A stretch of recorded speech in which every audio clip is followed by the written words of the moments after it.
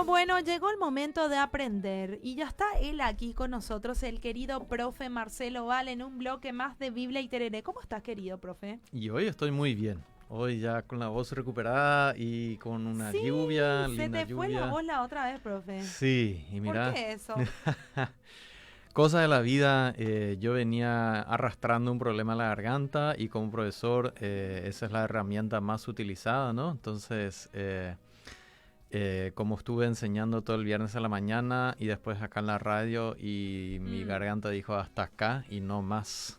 Creo que todos estamos con ese problemita. Sí, ¿no? Pero ya nos curaremos. Ya nos Sí, sí, sí. curaremos.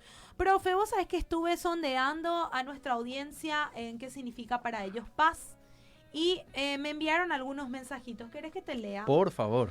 Dice, Dios les bendiga. Quiero enviarle saludo a mi hermano Carmelito Martínez. Dice, acá dice, Shalom para mí significa paz del Señor.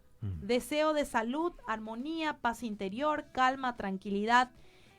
Para aquel o aquellos a quien te estás dirigiendo en el saludo. Te saludo con la paz del Señor. A tu hermano en Cristo, Hermogenes, dice. Ajá. Después acá dice, a ver si hay otro significado de Shalom. Dice, siempre escucho tu programa, Fabi. Dice, todas las tardes edifican mucho y es muy instructivo. Shalom significa todo lo mejor que le podés desear a la persona a quien le decís Shalom. Dice, que tengas paz, salud, armonía, bienestar, etcétera. Soy de San Antonio, me dicen acá. Mira, qué lindo. Después, a ver, hay acá, por ejemplo, José lo dice, paz significa desearle lo que vos querés para vos, dice, porque generalmente deseamos cosas buenas para nosotros, entonces es desearle lo mismo al otro, dice, acá. Bueno, sigan enviando sus mensajes al 0972-201-400. Sí, la paz del Señor, que sea con ustedes, como suele decir el apóstol Pablo. Es algo interesante, ¿no? ¿Qué es esta paz la que Pablo muchas veces lanza a sus iglesias? Esa paz que Jesús dice, mi paz os doy, mi paz os dejo. ¿Qué es esa paz que viene del Señor? Y esta paz es más grande que solamente un deseo. Creo que es parte de un deseo y es casi el mejor deseo que uno puede tener para otra persona, ¿no? Creo que tiene que ver algo con el interior. Creo que tiene que ver con también cómo nos llevamos con otras personas. Creo que tiene que ver la situación política también, ¿no? Por ejemplo, en el vecindario. Hay vecindarios que no están en paz y hay vecindarios que están en paz. A veces eso depende de la música de los vecinos, ¿verdad? A veces depende de otros chismes, pero hay toda clase de paz y también toda clase de ausencia de paz. Quiero hablar un poco hoy acerca de dónde sacamos la idea de la paz del Señor, que aparece mucho en el Nuevo Testamento. Por ejemplo, utilizamos esto, la paz del Señor, como un saludo muchas veces en las iglesias. Y si hablamos del Señor en las cartas de Pablo, es casi al 100% que Pablo utiliza la idea de Señor para Jesús. Y a Dios él se refiere como el Padre o el Dios. Pero cuando Pablo habla del Señor, él habla de Jesús. Entonces acá Pablo se refiere a una paz que viene de Jesús. ¿Y cuál es esta paz que viene de Jesús? ¿Y por qué tiene que Jesús traer paz? Y acá creo que es importante recordar que Jesús y Pablo también tenían las escrituras que ellos leían, tenían, por decir así, su propia Biblia. Y ellos tenían una Biblia que ellos leían, ¿verdad? Como suelen decir, las escrituras dicen. Obviamente no era un libro como lo tenemos hoy, pero ellos conocían lo que decían la escritura. Y la pregunta es, ¿cuáles eran estas escrituras para Pablo y Jesús? Y ahí solemos hablar del Antiguo Testamento, que ellos conocían, que ellos sabían bastante de esto, y es justamente en el Antiguo Testamento donde encontramos, digamos, el inicio, el arranque, el auge de esta cuestión que después llega a la iglesia y a nosotros con un deseo. Miren, nosotros somos gentiles, nosotros no somos judíos, hay una diferencia ahí. Creo que es importante recordar esto. Yo por lo menos no soy judío, soy gentil. Y que yo tengo que ver con la paz de un judío llamado Jesús de Nazaret. ¿Y qué tiene que ver este señor, este hombre, con mi paz? Como paraguayo, que estoy tomando un tereré, ¿no será que mi paz viene de un rico tereré? Y yo creo que el tereré obviamente puede ayudar con esta paz. No sé si te invito a un tereré. Hoy voy a rechazar tu tereré. Puede ser descortesía, pero estoy mal de la garganta y no quiero que el día vengas al día siguiente así también con esa molestia. Disfruto yo entonces el tereré, que a mí me da algo de paz, pero vos sabés que hay una paz, como suele decir la Biblia, como lo dice, que sobrepasa todo entendimiento. Y de esa paz yo quiero hablar. Y encontramos esta paz ya anunciada en el Antiguo Testamento con un niño. En Isaías 9, versículo 6, encontramos el profeta Isaías diciendo: porque nos ha nacido un niño, se nos ha concedido un hijo. La soberanía reposará sobre sus hombros, y se le darán estos nombres, dice la NBI: Consejero admirable, Dios fuerte, Padre eterno y finalmente Príncipe de paz. Y este Príncipe de Shalom, este es lo que después viene a ser Jesús. Ahora, en primer lugar tenemos que ver cuándo se dijo esta profecía, en qué contexto y qué significaba esto que después Jesús llevaba a cabo, lo que ya los profetas anunciaban que Jesús iba a hacer. Y acá creo que es importante recordar que estamos más o menos en el año 700 antes de Cristo. Miren, 700 años antes de Jesús. Mucho pudo haber cambiado, mucho pudo haber pasado, y pasó mucho en estos 700 años. Esta situación a la que Isaías está hablando es una situación en donde el pueblo de Dios no está confiando en su Dios, está confiando en poderes políticos que les pueden ayudar, y ellos no confían en su Dios, confían más en los reyes del mundo que en este Dios todopoderoso. ¿Y qué tiene que ver entonces el mensaje de Isaías? Y justo en el capítulo anterior él habla de Asiria como el instrumento del Señor, estos enemigos que iban a liquidar gran parte de Israel, toda la parte del norte, digamos, si imaginamos el mapa del Paraguay, un ejemplo, y todo el norte hasta el río Paraguay, que divide nuestro país en dos regiones. Todo el norte era conquistado por este gobierno de Asiria, ¿no? Eran poderosos enemigos, y Isaías habla en esta situación de que también hay algo de esperanza acá. Y es un niño, es un hijo que Isaías y su esposa tienen, ¿no? Dice el profeta: porque nos ha nacido un niño.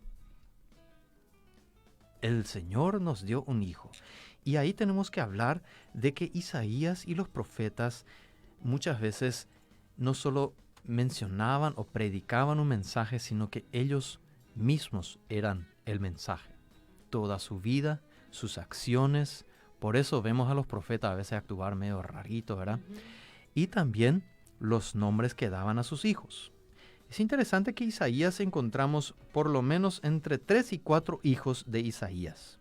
El primero encontramos en el 7:3, y ahí se llama: un remanente volverá, o se arrepentirá.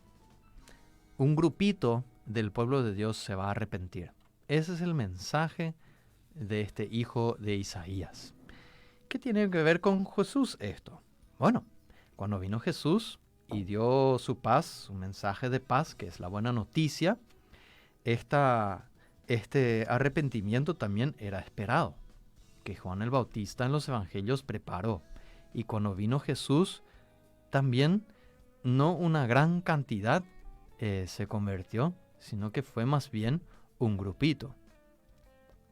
Y esta es una realidad que, mira, llega hasta Jesús. El segundo hijo de Isaías encontramos también en el capítulo 7, que se llamaba, y este es más conocido, este niño, se llamaba Emanuel. Y Emanuel significa Dios con nosotros. El mensaje de Isaías era, miren gente, vamos a pasar por un tiempo muy desastroso, pero eso no significa que Dios no está con nosotros.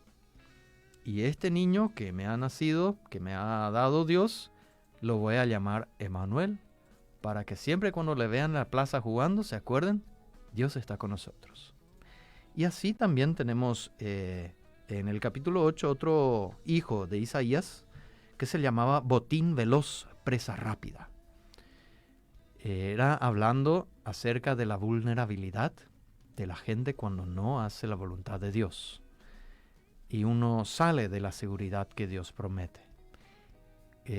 Esto es algo peligroso que el pueblo hacía, y también era uno de los chicos que Isaías tenía, y cuando jugaban sus hijos ahí en la calle, ellos veían la amenaza, pero también la promesa. Y era como que, ¿con quién querés jugar? ¿Con qué chico querés jugar, verdad? Y ahí viene el cuarto hijo, que Isaías dice que estos serán sus nombres: admirable consejero, Dios poderoso, Padre eterno, príncipe de paz. Y uno dice, ¿quién le va a llamar con tantos nombres a este chico, no? Parece que, bueno, algunos mirando su documento de identidad van a identificar un nombre muy largo también, ¿verdad? Y en realidad me imagino que se le habrá llamado, qué sé yo, Princi o Conce, ¿verdad? Qué sé yo. Entonces, estos son hijos de Isaías que son mensajes proféticos. Y miren, este príncipe de paz son partes de señales que se cumplieron en Isaías. Dios trajo paz a través de una manera dura que el pueblo tenía que aprender. Los llevó al exilio y luego los trajo de vuelta. Y Dios siempre estuvo con ellos. Ahí Emanuel es el mensaje que era el más duradero. Pero una señal que no se había cumplido completamente todavía es justamente este príncipe de paz, que yo diría que se cumplió ya en parte, pero no 100% todavía. Y es este príncipe de paz al que queremos hablar un poco. Este príncipe de paz viene a ser un príncipe que no es solamente el hijo de un rey, sino es un gobernante. Es un gobernante que está en cargo de autoridades, que todo va debajo de él y él gobierna en nombre del rey. Y este es el príncipe del Shalom. Acá es donde Jesús recibe una paz, se le acredita una paz, tiene una autoridad sobre una paz especial. Y esta paz especial, este príncipe, este Mesías, que es Jesús, quiere impartir a los suyos. ¿Quiénes son los suyos? Y nosotros solemos llamar a los suyos a los cristianos, a los que creen en Jesús, a los que le siguen, a los que son sus discípulos. Y es a esta gente a la que Jesús quiere impartir su paz. Y esta paz es interesante que la encontramos de muy diferentes maneras. Cuando vemos los evangelios nos damos cuenta que Jesús a veces saludaba con una paz. Él decía, paz a ustedes.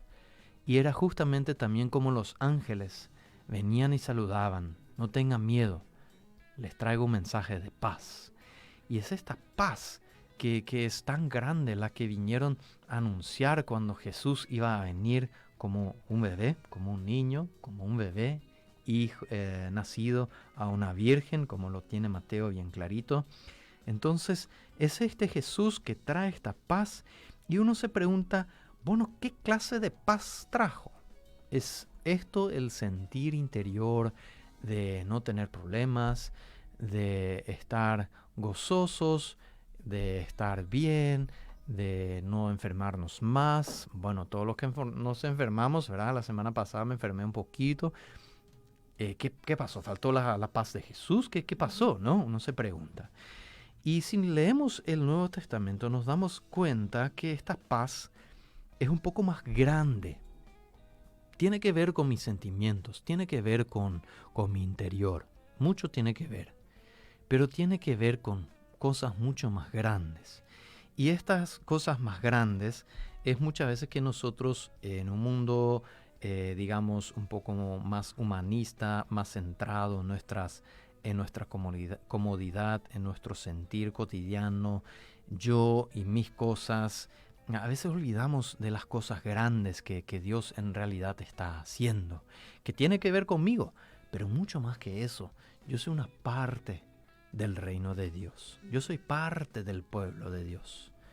Pero Dios no va a echar a todo el pueblo porque así yo lo quiero, ¿verdad? Y esto mismo dice Jesús a los judíos, que eran en aquel tiempo el pueblo de Dios. No digo que ya no lo son, pero en aquel tiempo eran los judíos el pueblo. Y tenían ahí algunos que decían, bueno, solo los descendientes de Abraham le van a alabar a Dios en su reino. Y Jesús dice, bueno, los que me obedecen le van a ser los hijos de Dios. Y ahí Jesús dice, si ustedes no le van a alabar así como Dios quiere, no hay problema, miren, hagan con su vida lo que quieren. Dios puede hacer de estas piedras hijos de Abraham para que lo adoren. Es a veces saludable, creo, que ponernos en el panorama que Dios tiene y Jesús, este príncipe de paz, no solo personal, sí personal, pero mucho más que eso, una paz cósmica que trasciende mi interior, que trasciende mi familia, que trasciende mi iglesia, que trasciende el poder político que hay en este mundo y que trasciende las esferas materiales, visibles, que trasciende inclusive las esferas invisibles, ¿no?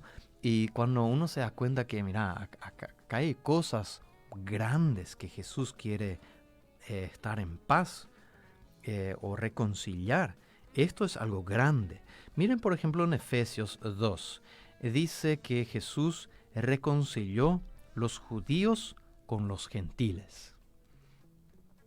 Acá había una batalla fuerte y acá dice los gentiles, que son en aquel tiempo muchas veces comparados con los griegos que habían oprimido a los judíos dentro de su territorio, estaban gobernados y Israel era como una provincia griega.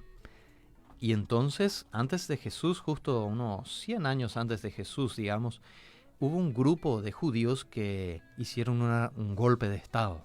Le mataron al gobernador griego que estaba por la zona y trataron de hacer un golpe de estado para empoderarse del pueblo de Dios y liberarlo. Y viene este Jesús y si uno lo compara con sus compatriotas que trataron de alcanzar una paz, una liberación a través de la violencia, encontramos a un Jesús muy diferente. Pero Él logra reconciliar en un nuevo pueblo a estos judíos con estos gentiles. Miren, hay judíos en Atenas y hay griegos en Atenas. Y los dos pueden estar en una iglesia.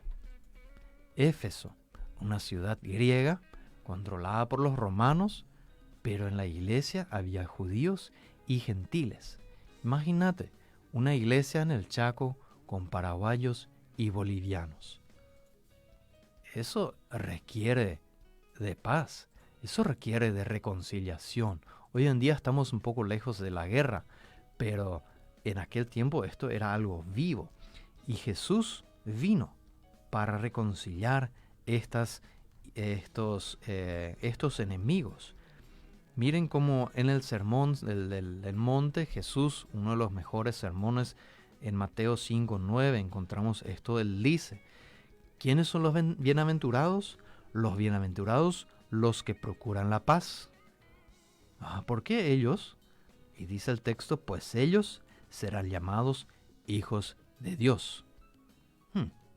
Miren que esta paz... ¿Por qué se le da tanta relevancia a esa paz? Y bueno, tiene que ver con una reconciliación, un nuevo nacer.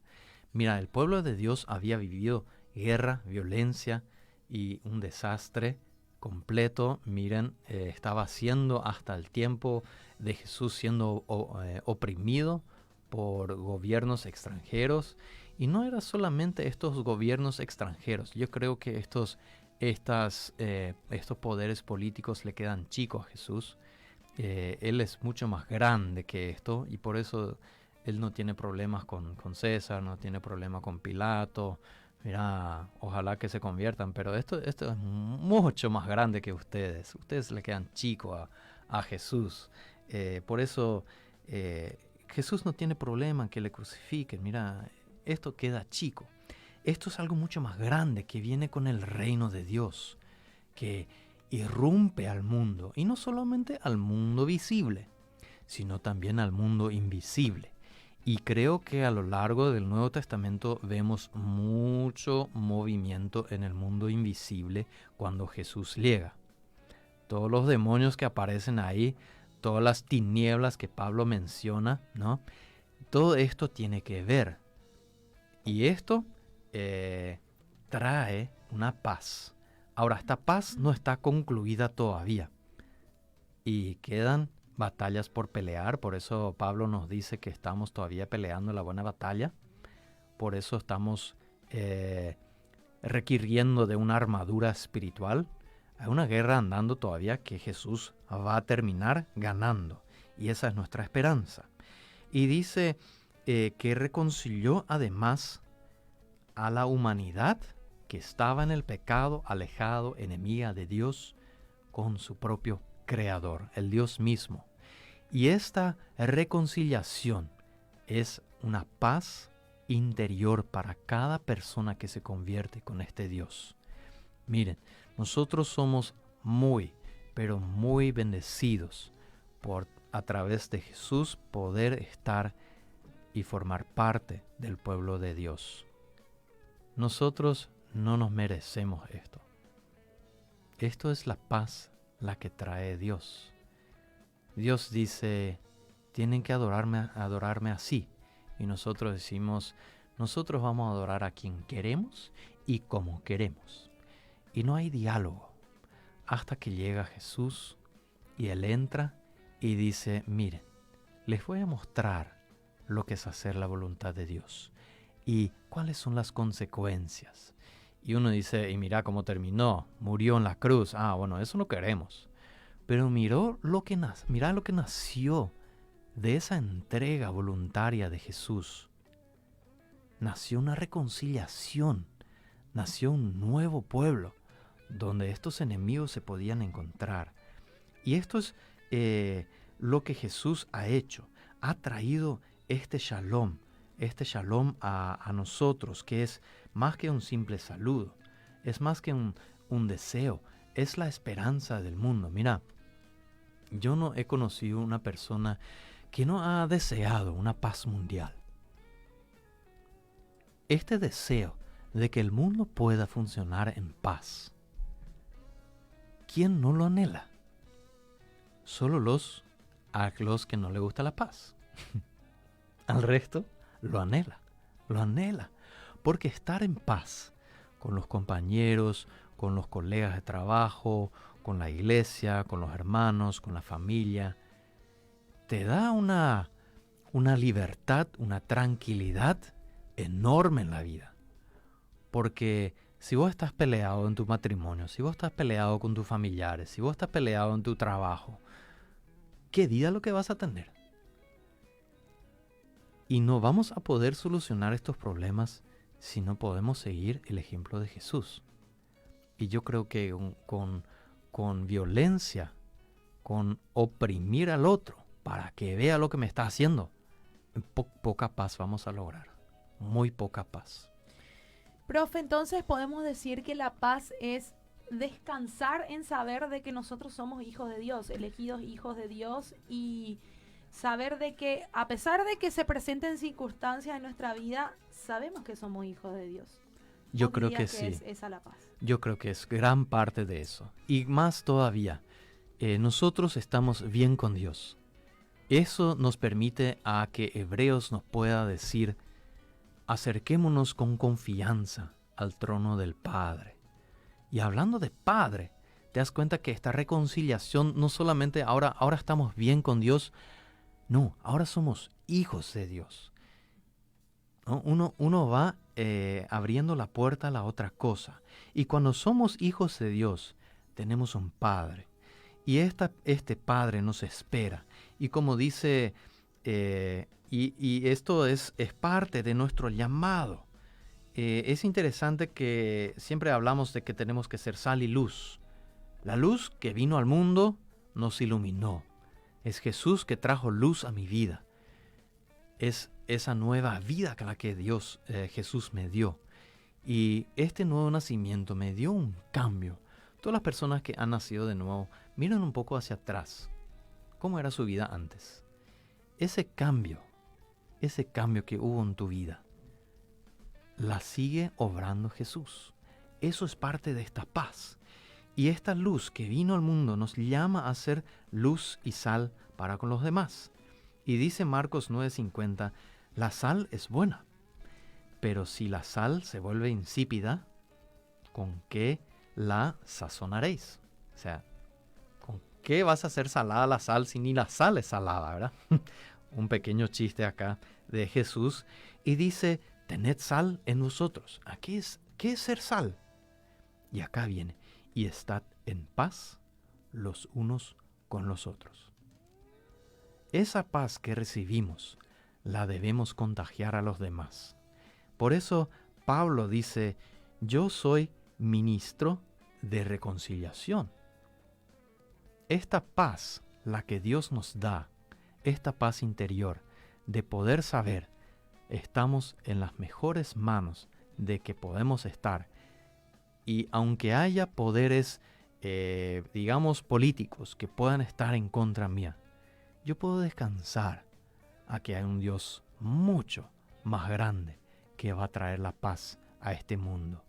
Y si nosotros pensamos que hay poderes, inclusive invisibles, que están en contra de nosotros, nuevamente hay una paz en Dios, porque estamos en las mejores manos de este príncipe de paz. Y esta es la paz de la cual habla Pablo en Filipenses 4:7, y la paz de Dios, que sobrepasa todo entendimiento, guardará vuestros corazones y vuestras mentes en Cristo Jesús. Mira, este descansar. A la noche estás pensando, ¿qué es lo que es mi vida? Éxito, no éxito, desastre, otras cosas, mira, alegrías, tristezas. La vida es diferente, los momentos son diferentes, pero al acostarte en tu cama y pensar, ¿qué es lo que es mi vida? Yo creo que podemos tener esta paz si estamos con Jesús, de que estamos bien con Dios, y al final y al cabo es Dios el que me va a guardar a mi corazón y a mi mente a través de este Señor Jesús, este judío que vino, que fue de Nazaret, murió, se entregó su propia vida para que tú y yo podamos tener paz con este Dios. Y esta paz, todavía por las tristezas y los sufrimientos que pasamos en nuestra vida, uno se da cuenta que esta señal, el hijo de Isaías, no está totalmente consumada todavía. Y esa paz habla también el profeta Isaías, y también aparece después en la esperanza, en el Apocalipsis también, donde el niño va a jugar con la serpiente, no va a haber peligro, la oveja va a comer junto con el león y nosotros vamos a tener felicidad, vamos a estar con el banquete, con el Señor, no va a haber muerte, las amenazas del agua ya no estarán. Miren, todas estas cosas se van a cumplir y se van a cumplir cuando vuelve el príncipe de paz, que es nuestro guía ahora, que es nuestro buen pastor, que nos guía a aguas refrescantes en una vida llena de obstáculos, quizás de persecución, quizás de duras batallas. Pero les quiero animar, querido oyente, querido oyente, que se aferre a este buen pastor. Es Él que nos va a salvar, es Él que nos va a guardar y es Él que nos llevará al mejor destino que hay. Es en Dios que podemos descansar y es simplemente y solamente este príncipe de Shalom que nos puede dar esta tranquilidad interna de que yo soy parte de la paz de Dios y del reino de la paz de este gran Dios que gobierna. Muchas veces los sufrimientos pequeños se nos vuelven también muy pequeños cuando pensamos en un Dios de tal grandeza, de tal magnitud. Y es eso un poco lo que Pablo también trata de hablar a las iglesias, ¿no? Que gente, miren, acá pasa cosas gigantes y nosotros somos una parte. Aprendamos de Jesús a que cuando las cosas no van como deseamos, sigamos fieles, porque estamos en las mejores manos de este Dios que lo tiene todo bajo control. Somos llamados al Evangelio de la paz, como lo dice Efesios, al ministerio de la reconciliación, como le dice 2 Corintios, porque seguimos al Mesías de la paz, al príncipe del Shalom, donde, como lo dice Isaías, es la paz de Dios y la paz de Jesús la que llevamos en nuestro ser. ¿Cuándo lo llevamos en nuestro ser? Al ser nacidos de nuevo mediante el Espíritu Santo, que nos quiere infundir esta paz y esta consolación, que estamos con Dios, que Dios está con nosotros y es el Dios de la paz, como lo dice 1 Corintios, Filipenses, y quiere este Dios de paz, quiere estar en medio de su pueblo, como dice Emmanuel, Dios con nosotros, pero ¿qué necesita Dios de nosotros? Que nosotros nos amemos y estemos en paz y armonía unos con otros, como lo encontramos en Colosenses, 1 Tesalonicenses y 1 Pedro. Y mira, esta paz durante y el amor toda la Biblia, a través de toda la palabra de Dios. Así que les quiero animar a que disfrutemos la paz que Dios nos infunde para contagiar al mundo de esta paz. Justamente eso te iba a decir, profe, no solamente aferrarnos nosotros y guardarnos esa paz, sino contagiar también al que está a nuestro alrededor, ¿verdad? Y transmitir realmente el Evangelio así como nos manda Jesús, ¿verdad? En saber que estamos tranquilos, que nuestra tranquilidad no viene de las circunstancias. Explicar eso a la gente, que la tranquilidad de un cristiano no viene de las circunstancias, sino viene de saber que él es cuidado por el Padre, que es protegido por el Padre, que es guiado por el Padre y que, como vos dijiste también, que al pensar en un Dios tan grande, es como que los problemas y las circunstancias se hacen chicos. Y es importante también que nosotros no solamente, que no seamos seres egoístas, que no nos guardemos esa paz solamente para nosotros, sino también a todo aquel que la necesite.